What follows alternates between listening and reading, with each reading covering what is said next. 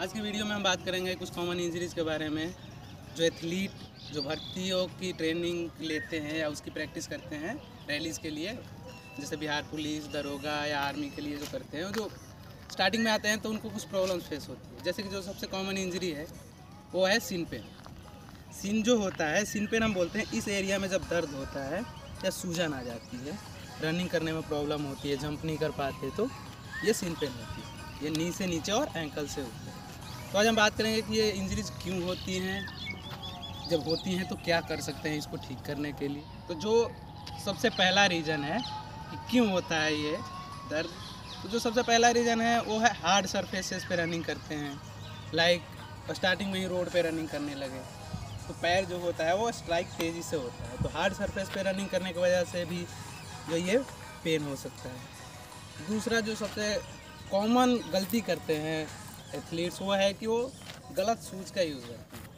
Like सेगा जो है हमारा गांव में क्या होता है, सेगा मतलब जूते के नाम पे एक ही चीज़ है, सेगा का यूज़ करो। सेगा जो जूता है उसमें थोड़ा भी वो जंपिंग शूज़ टाइप का वो नहीं है, तो ये शूज़ जो है वो हमेशा इसमें पेन के लिए जिम्मेदार होता है। तो तीसरी जो हमारी गलती होती है या वो जो गलती करते हैं स्टूडेंट्स वो होता है सडन लोड, अचानक से लोड बढ़ा देंगे।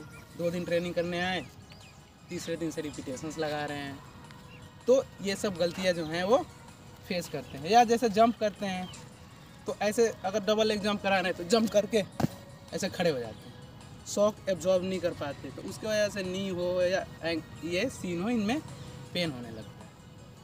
अब जैसे उनको ठीक करना है, जो इंजरी सीन पेन हो रही है उसको ठीक करना है, तो उसको ठीक करने के लिए हम कुछ चीज़ें कर सकते हैं। जैसे कैल्शियम टैबलेट्स का यूज़ कर सकते हैं। कैल्शियम की कमी से भी सीन पेन होता है, तो कैल्शियम टैबलेट्स का यूज़ करेंगे। दूसरा जो है हम जूतों को बदलेंगे, जो थोड़े अच्छे क्वालिटी के जूते हैं, ज़्यादा प्राइजेस में नहीं। हम कभी नेक्स्ट वीडियो में शूज़ के बारे में बात करेंगे, जैसे कि एडिडास, प्यूमा, इस टाइप के थोड़े स्टैंडर्ड शूज़ का यूज़ करेंगे तो सीन पेन से राहत मिलेगी। थर्ड जो है कि वो जो लोड है हमारा, हम उसको धीरे धीरे इंक्रीज़ करें। ये नहीं कि एथलीट आज आया और कल से ही हम उसको रिपीटेशंस भगवा रहे हैं या कल से ही उसको पूरे वेट ट्रेनिंग में डाल दिया है। तो जो लोड है उसको हम धीरे धीरे करके इंक्रीज़ करेंगे। इसकी कुछ एक्सरसाइजेज भी हैं जो मैं नेक्स्ट वीडियो में आपको कुछ एक्सरसाइजेज भी करके बताऊंगा कि कौन कौन सी एक्सरसाइजेज है जो करनी चाहिए हमें सीन पेन को सही करने के लिए। जैसे कि मैंने बोला कि कुछ एक्सरसाइजेज भी हैं जो करने से सीन पेन में थोड़ा कमी आएगी, सीन पेन नहीं होगा। तो इस वीडियो में मैं 1-2 एक्सरसाइजेज बताऊंगा और फिर कभी वीडियो स्पेशली पार्टिकुलरली जब मैं सीन पेन पे बनाऊंगा तो उसमें बहुत सारी एक्सरसाइजेज मैं बताऊंगा। तो जो पहली एक्सरसाइज है जो बहुत एकदम नॉर्मल एक्सरसाइज है वो कर सकते हैं आपको जो नीचे का सरफेस है उसके एज पे खड़ा होगा। आप ऐसे एज पे खड़े होंगे, आपके जो दोनों एंकल्स हैं वो ऐसे दोनों टोज नीचे जाएंगे, तो आपको स्लाइटली धीरे धीरे ऊपर की तरफ लेना है। फिर धीरे नीचे जाने दीजिए, फिर धीरे धीरे उसको आप जितना स्ट्रेच कर सकते हैं अपनी तरफ स्ट्रेच कीजिए।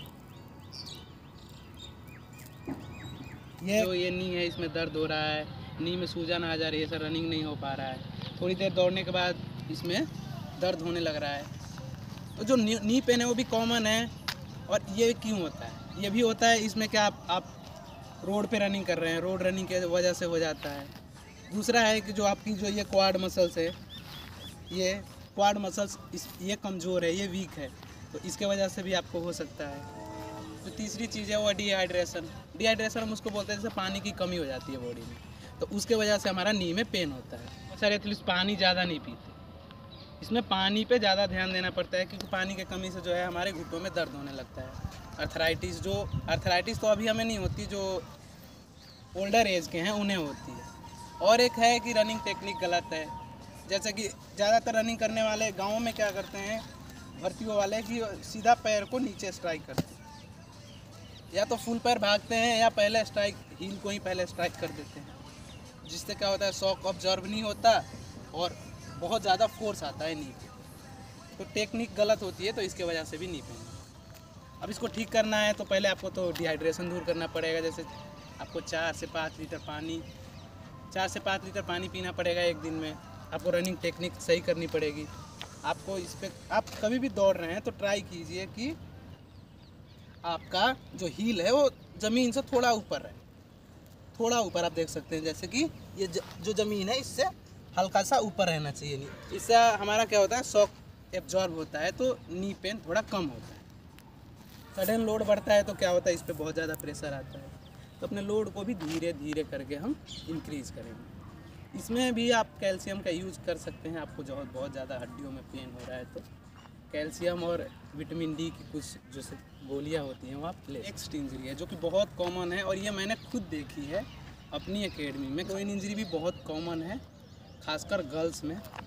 ये होता है कि जो आपकी ग्रोइन मसल है वो काफ़ी वीक है, आपने कभी ट्रेनिंग नहीं की है, आपने कभी कोई गेम नहीं खेला है, या दूसरा है कि आपने वार्म अप नहीं किया अच्छे से और आप वर्कआउट में आ गए। तो वर्कआउट में आ गए, वार्म अप किया नहीं, तो अभी आपके मसल्स जो हैं वो सारे एक्टिव हैं नहीं, तो उसमें क्या होता है, ग्रोइन में पेन होता है। या आपकी जो हिप की मोबिलिटी, जो ये घुमाते हैं हम ऐसे करके, जो मोबिलिटी है वो कम है, हिप मोबिलिटी बोलते हैं उसको, ये कम होता है, जिसकी वजह से अब जैसे हाई जंप करना है, हाई जंप में पूरा पैर, ये जो है सीजर टेक्निक में पूरा पैर उठाना पड़ता है, मोबिलिटी कम होती है, अचानक से प्रेशर पड़ता है तो ये ग्रोइन की इंजरी हो जाती है। लोड भी अचानक से बढ़ा दो तो भी ग्रोइन की इंजरी। जो सडन लोड है, लोड को अचानक से बढ़ा देना, वो हर इंजरी का कारण है, चाहे वो ग्रोइन की इंजरी हो, नी की इंजरी हो, या हमारा सीन। जैसे ग्रोइन इंजरी है, ग्रोइन इंजरी को ट्रीट करना है या ग्रोइन इंजरी से बचना है, तो पहले क्या होगा कि प्रॉपर वार्म अप करना है। मैं सभी जो वीडियो देख रहे हैं, मैं सबको, जो भी एथलीट है उनको बता रहा हूँ कि प्रॉपर वार्म अप आपको वार्म अप करना है ताकि आपकी सारी मसल्स एक्टिव हो सके।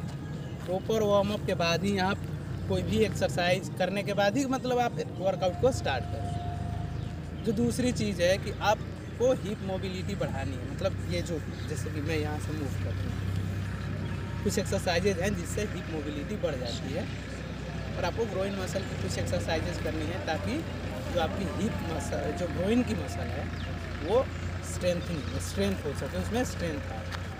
तो जो एक्सरसाइज है आपके नी में, आपकी ग्रोइन की मोबिलिटी बढ़ाने में और आपके एंकल्स की मोबिलिटी बढ़ाने में काम आएगी। ये एक्सरसाइज है, आपको कोई भी एक ऊंचा सा, जो मतलब कम से कम थाई के हाइट का हो, कोई भी सब्सटेंस, बेंच हो या पत्थर हो या दीवार हो, कोई भी होनी चाहिए। आपको उस पर आगे वाला पैर रखना है, देख सकते हैं, और आगे स्ट्रेच करना है, खुद को फुल स्ट्रेचिंग करनी है। तब तक करनी है जब तक आपका जो ये काफ है आपकी हैमस्ट्रिंग से टच ना हो जाए। अब यहाँ पे क्या होगा, आपकी नी की स्ट्रेंथनिंग हो रही है, आपका जो ग्रोइन है उसकी स्ट्रेंथनिंग, और आप एंकल्स की भी मोबिलिटी बढ़ रही है। जो ग्रोइन की मोबिलिटी बढ़ रही है, एंकल्स की मोबिलिटी बढ़ रही है, और ये स्ट्रेंथनिंग हो रही है नी की। ऐसे ही आपको दोनों पैर से करना है। आप वहाँ जाके होल्ड करेंगे कुछ देर, काउंट करेंगे 10 तक, 1 2 3 ऐसे करके 10 तक काउंट करेंगे, और फिर लेग को चेंज करेंगे।